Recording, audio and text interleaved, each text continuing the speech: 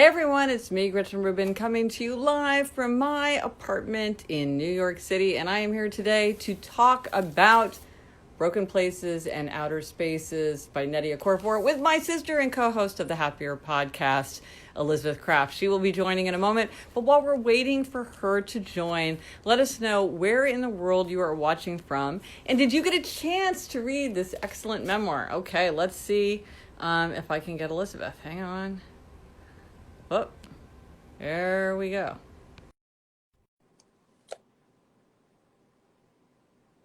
Let's see if she's joining. I think she is. Oh, I'm gonna there she is. Hi. Hey, how are you? Good. How are you doing? I'm good. I'm so excited to finally be talking about this book. Yes. Yeah. So we this is our last Instagram live coping with COVID-19 conversation. We will do more kind of ad hoc ones, but this is the last one kind of our regularly scheduled programming. And we picked David Sedaris's what was the title? Me Talk Pretty One Day. Me Talk Pretty last selection. Yeah, and Love Lost and What I Wore.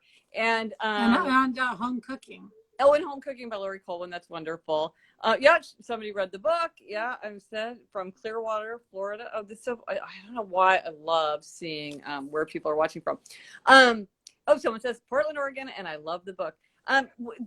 So this is by Nettie Okorafor. It's a memoir, even though she is best known probably for her fantasy and science fiction. She has written both adult award-winning books and also children's literature. I found her through her young adult fantasy. But one thing that struck me, Elizabeth, reading this memoir is I actually went back and looked at how long it was. It's only 88 pages. I know. And it just showed me like what you can do in 88 pages. Yeah, really spanned like a whole story. Yeah. That was so expansive, and yet it was only 80 pages. Well, I mean, you felt like you got a sense of her family, her relationship with her sisters, her coming into her vocation of writing, the whole thing that happened with the surgery. Yeah, we should tell people who haven't read it what it's about. Yes. Yeah. Well, go ahead. Okay, so all this, because I know from experience, and Elizabeth, you know too, how much time and effort goes into flap copy. And so somebody spent like 1,000 hours on this. So let's just make it easy and do it right. From star athlete to paralyzed patient to acclaimed sci-fi writer, Nettie Okorafor reveals that what we perceive as limitations have the potential to become our greatest strengths, and that creativity often springs from broken places. And it's about the kind of the broken places is that she had to have an operation for scoliosis, and they thought she would just kind of snap back, but she was paralyzed for some time, and then she did regain the ability to walk. But she had been a star athlete before, and she lost that. And she had really loved science and was loved, and she kind of lost her love of science as part of this. Yes, and she's Nigerian American. Yeah. So she also talks a lot about Africa and sort of being in Africa and how being African has influenced her sci-fi writing. So her sci-fi writing is this Nigerian, really interesting, just combination of influences. Well, it is, and how kind of, and if you read her fiction, you see how these symbols, and because I've read like several of her things, like some are kind of in sets, like the Binti books and the Akata witch books, and you see how these symbols play out. And like she talks about the Masquerade, that figure that she and her sisters saw during one visit to Nigeria. And this comes up over and over again.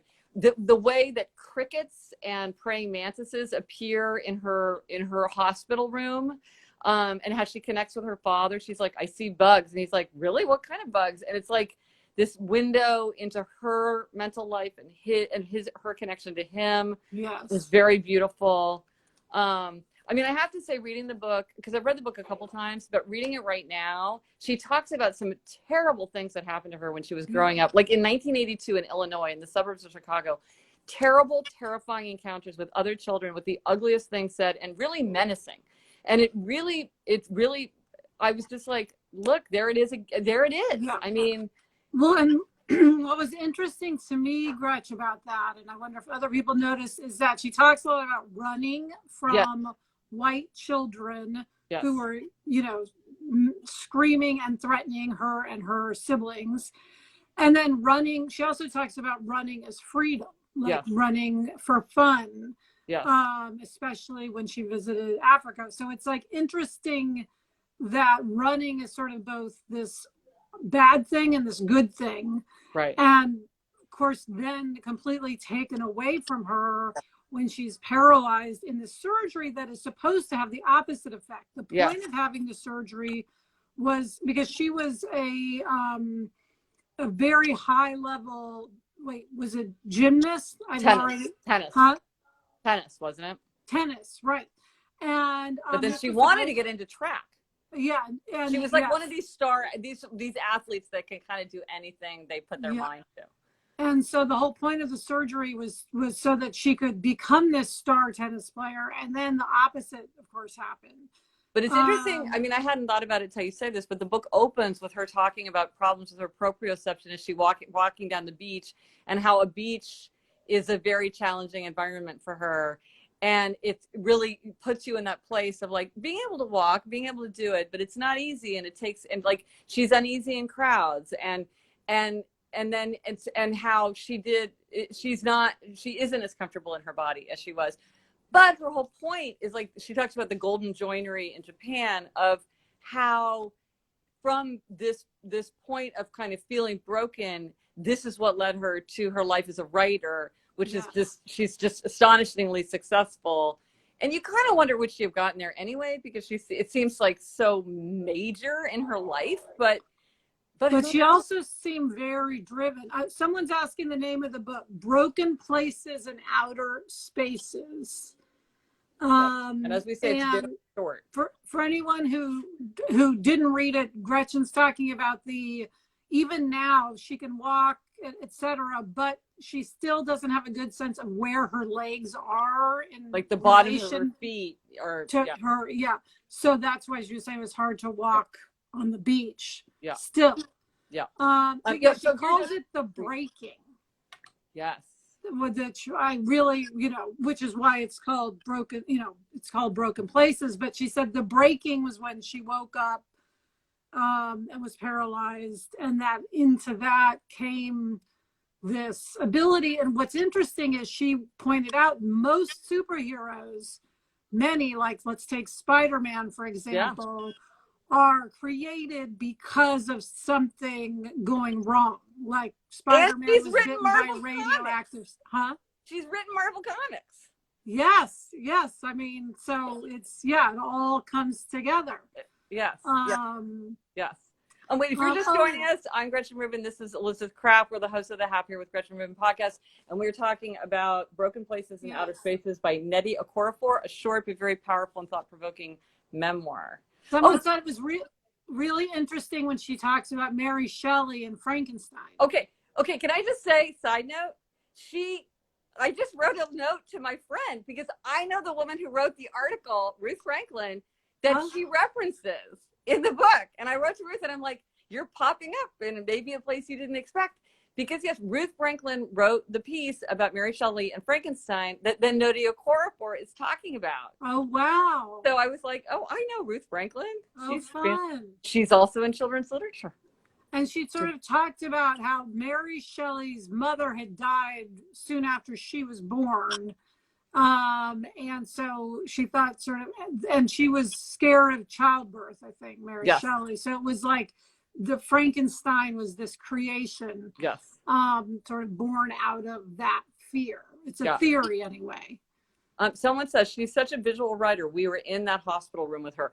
Absolutely. Like the feeling of the sheet and the feeling of the people coming in. One thing that I thought was interesting is she didn't seem to be angry at her doctor, whereas I was infuriated. I wanted there to be a moment of recognition with the doctor when the doctor was like, this didn't go the way we thought.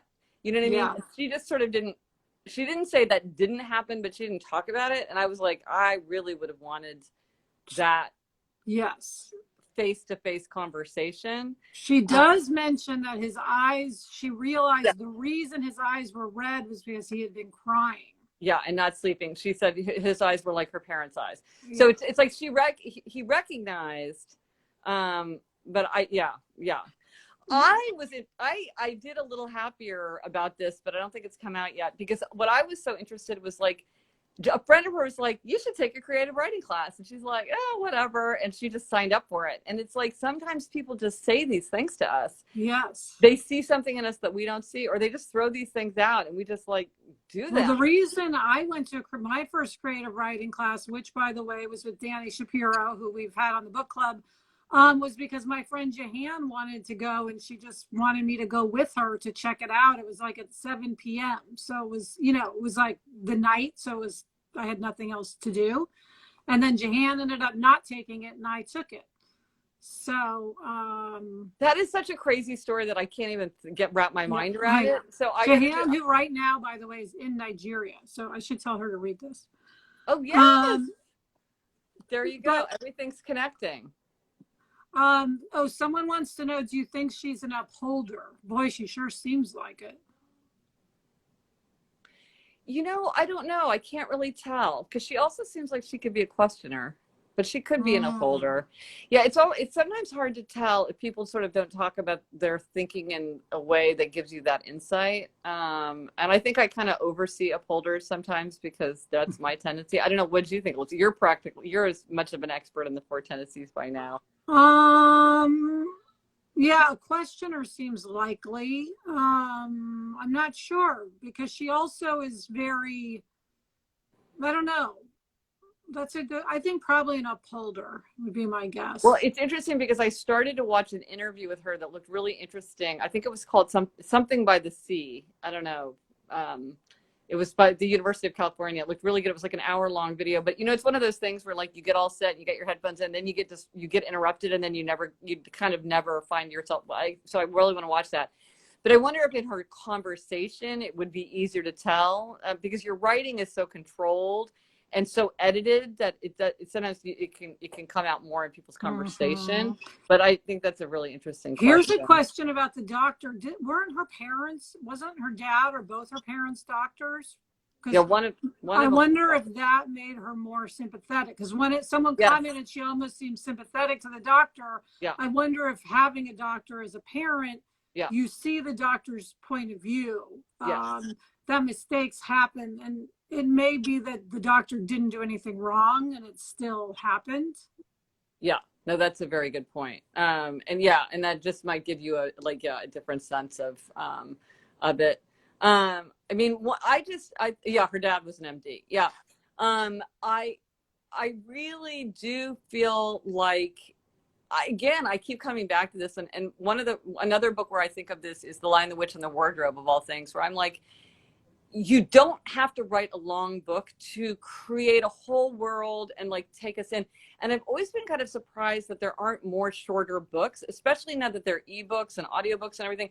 It feels like we're so locked into this particular length. And I'm like, a lot of things you can just get in and get out. And there's almost a power in being succinct, because something is different. Now, I don't like short stories for the most part, because I feel like it's too much work to get in there. So I guess I kind of like a novella or a very short memoir. But I just was so impressed, because every time I looked at this, I was like, I can't believe this much happened. And these are not even like long, dense pages. It's not like they did that thing that you do when you're in 7th grade and you like change the font and the margins. This is just like a nice little book. Yeah. Someone says, how does a novella differ from a short story? It's really just length. It's a short story, then a novella, then a novel. And then but because of the length, you can kind of do different things. What did I just read that was a novella? Oh, for instance, I just read Octavia Butler's Bloodchild. And that is more novella. They're a little bit longer. But you could also probably call them short stories. Like I would say anything at 50 pages over and over would be a novella. Oh, interesting. 40 pages? Yeah, I don't know. I don't even know. It's funny because I don't think people now talk about novellas, because it seems like they're sort of out of fashion. But like What Maisie Knew is what I'm thinking of. Isn't that a novella? Or like The Awakening is a famous novella. Oh, is it? I don't think of it as being a novella. Yeah. Somebody says, I wonder if publishers aren't as open to novellas. See, that's very true. And that's a very astute comment, because if you are a writer, you are very much that what people say sells. really factors into the kind of books that publishers want to buy. And like, if people are sort of like, nobody's buying personal essays, it's like, then publishers don't buy personal essays. And then a book will hit huge and everyone will love it. And then the whole industry will change and be like, everybody loves personal essays, you know? So these things definitely do go in and out of fashion. Oh, thank you. Somebody says 7,500 to 10,000 words for a short story. Okay, there you go. Well, now we know. Yeah. Another if you're thing. If you're just joining, I'm Gretchen Rubin. This is Elizabeth Kraft. We're the hosts of the Happier with Gretchen Rubin podcast. Give us a thumbs up if you love memoirs. I love memoirs. Elizabeth, you love memoirs. It's just like, and I just love a memoir. I mean, I love her fiction too, but I loved her memoir just as much. Yeah, you know, Gretchen, one of my 20 for 20 this year is to read 20 novels. Yeah. So I'm sort of keeping a list of books I read, and I've read like 10 novels, but I've also read 10 memoirs, which I'm not counting because they're not novels, but it's like I read as many memoirs as I do novels. Well, I think you should keep a list of both, because that's I just decided, it's a fun way to just chronicle time. Yeah. So I've started a list. Yeah. She mentioned, someone says that this book was 4 times longer at one point, because she said she really started writing it when this happened, and just finished it whenever this was published, which is not that long ago. Yeah. So that's really, she really cut it to the bone. I mean, it's really just the essence of the story. I even wrote down that she starts walking again on page 51. Yeah. So, again, not a very long time in the book. And she's in the pool. One thing that was really interesting to me is how, like, she wrote in order to distract herself from pain when she was in the hospital. Yeah. She didn't even, it's not even like she was a writer who was writing. She just was a girl who wrote.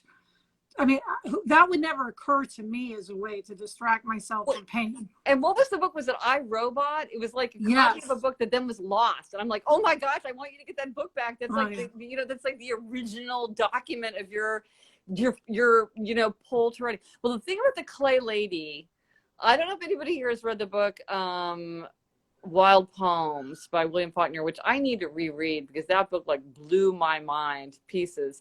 But, the power of the Clay Lady and like how that kind of resonates.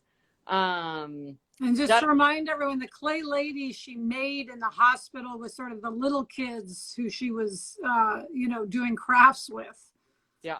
She made the Clay Lady, who was kind of her first superhero, right? Yeah, and kind of her first creative manifestation of how she was going to handle this situation. But then it also was almost like some kind of spirit talisman. Yeah, exactly. It was like a talisman that clearly had enormous resonance. Right. And it was something that she made, but then kind of had its own identity. Anyway, I love that kind of when like symbols come to life or like somehow feel like they're moving. And so I thought that was really interesting. But it is true. Like, right. The minute all this happened, all of her creativity started to kind of become the coping mechanism in some way. By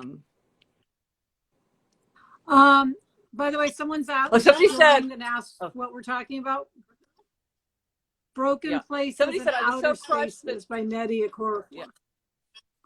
Somebody said I was so crushed that she lost track of that book. She seems okay with it though.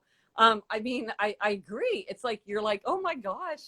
Somebody says but of course at the time she didn't know that it was. Yes.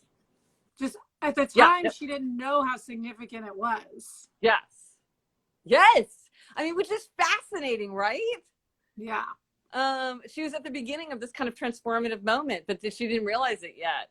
Which is fascinating when, like, you think about how things are it's only in hindsight often that the things that we're doing are intelligible to us. Yes. Somebody said, which of our science fiction books is your favorite? Now, I love young adults, and so I love Akata Witch and Akata Warrior. which I would say are books where there's like, it's like there is the real world, but it turns out there is magic in the real world. I love that kind of setup. Those are really, really good.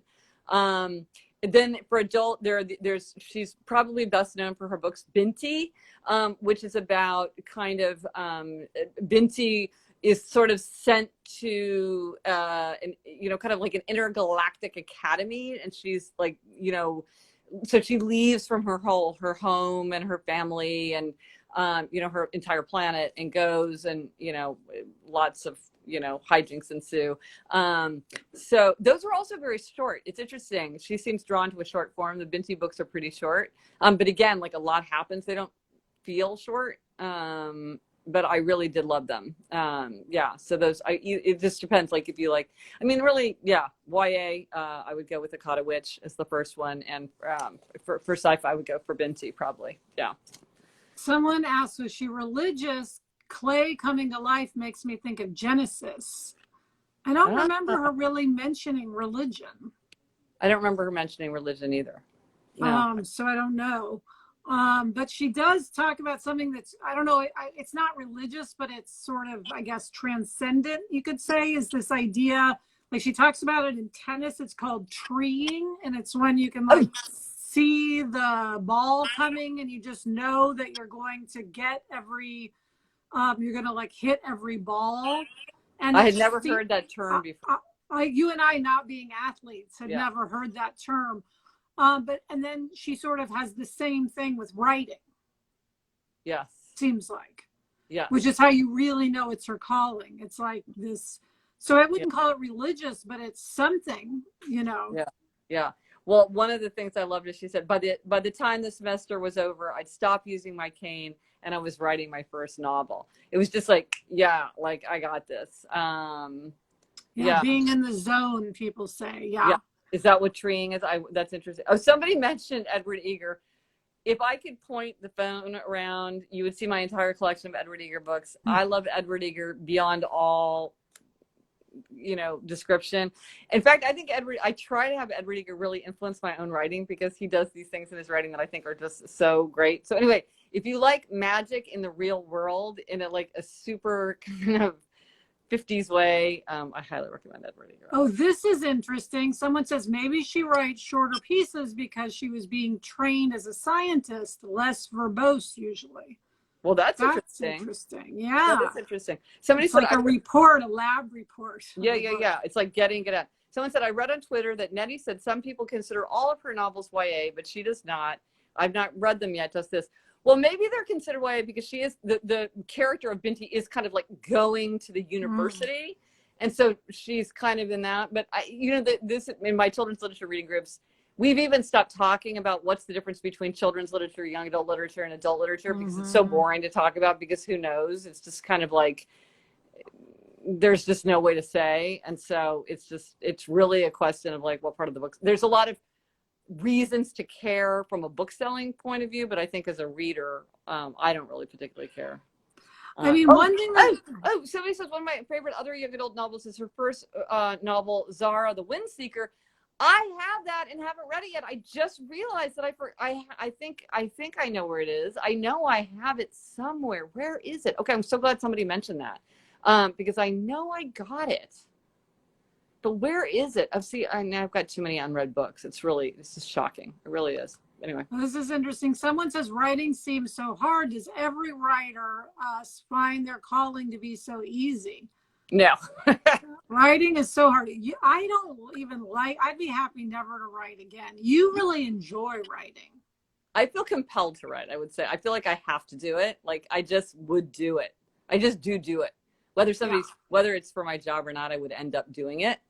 But I don't know about that for you, Elizabeth. Like if you really got into it, I think you might find yourself like just saying like, oh, something seems like it'd be so fun. I want to do it.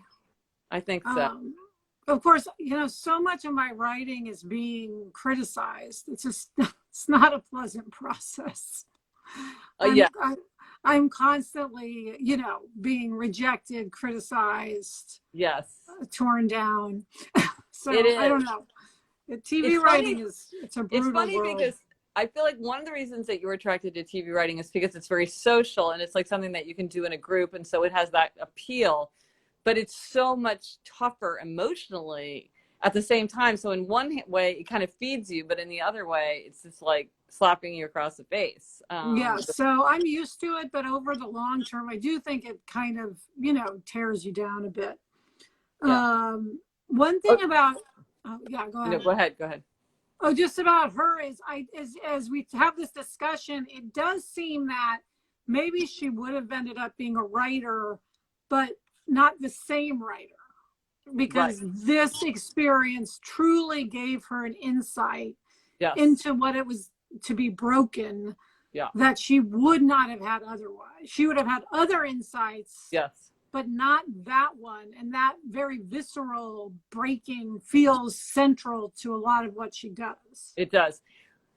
And yet the Nigeria part of it, like the trips back to Nigeria, the kind of the double identity, what life was like there, kind of all the symbolism and the nature and all that clearly would have been. Yes. So would have been. But interpreted in different ways, or telling different stories. Because she returns over and over to this idea of like, from the broken place can come the strength and the beauty. And again, like, I had not heard of this. I'd seen it, but I didn't know what it was. Golden joinery in Japan, which is when, if something's mended, you mend it with a golden thread, so it's visible. And the idea is that something becomes more beautiful as it becomes more mended. And so, of course, this is a perfect metaphor for what she's saying. And so you're right. It's like, but again, this is the thing. So our mother is always tells the story of, it's the famous story about the farmer, and he finds a horse, and the neighbors say, what good luck? And he says, how do you know? And then his son rides the horse and gets thrown off and breaks his leg. And the neighbors say, what bad luck? And he says, how do you know? And then the soldiers come to the little village and they take all the men to, conscript them into the army, but they can't take the son because he's got a broken leg. And the neighbors say, oh, what good luck. And then the farmer says, how do you know? And it's sort of like, in a way, not that this is a good thing that happened to her, but definitely she was able to make something beautiful and important and significant and transformative for herself from it. Yes. Which is what we would all hope that we can do, is if a bad thing happens, that somehow you can make something of it. Someone says, yeah, Liz, haven't you written a YA book? Yes, you have. I have. Yes. And I will say it's harder in different ways from TV, because it's so many pages when you're writing books, as opposed to TV, which is very few pages. Yeah. But I do enjoy, you get a lot less criticism when or it comes all at once, let's say. When you write a book, you get like a big long letter, but it's not from one person. I mean, the thing for you is like, everybody criticizes along the way. Then you have more people criticize them. Then more people get looped into criticize. Then more people get looped into criticize. And then you have more criticism. And every point, it's like, how do you do that? Sorry, my phone is ringing. Oh, yeah. It wouldn't be Insta Live if my phone didn't ring at least once, Gretchen. That's right. It gives it that feeling of like, we're really there, like we're really in your house. And it's the spam calls, because they come very regularly. Yes. It always rings also when we're recording a podcast. It's always like, it's Elizabeth's phone. Yeah, my phone always rings too, I think too. It's like no one calls except when we're recording. Another thing in the book that I found fascinating is how she was the driving at night. When she couldn't see her legs. Oh my God. But rather than just give up, which is 100% what I would have done, no question, I never would have driven at night again. Yes. She doesn't tell anyone, and instead gets two flashlights, one for backup. And she said to this day, she drives with a flashlight at night so she can show herself that her legs are there and on the pedals and doing the right things. And that was so, like, the fact that she did that just shows like how fierce she is and determined. See, that makes me think she's an upholder. That feels like a very upholder thing to do. Yeah, I mean, that to me, well, first of all. Well, actually, it could be rebel as well. Yeah. I mean, it did show so much determination. and ingenuity, but I was sort of terrified. I mean, it just sounded like, you know, but I mean, I know, because again, from my body and my senses book, that this is one of the things, which is, if you close your eyes, do you know where your body is? And, you know, and it's one of these very subtle senses, but it's very important. And so just seeing where they are was important to the brain in a way that I don't think I would have really understood what she was talking about if I hadn't been doing all this research. But yeah, I mean, that was so, like, it just showed you, that was a good example of, like, all it took was one little example to paint you a whole picture, which is like, there's nothing she's not gonna, like, nothing is gonna hold her back, and there's, like, she's gonna figure it out, whatever it is. And